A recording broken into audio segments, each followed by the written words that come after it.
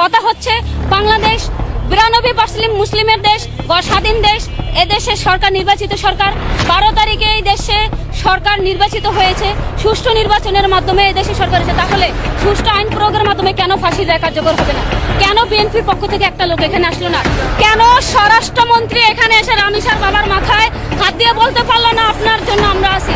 কেন আইনমন্ত্রী এসে বলতে পারলো না যে আপনার পক্ষে আমরা এই দেশের আইন সঠিকভাবে দিব?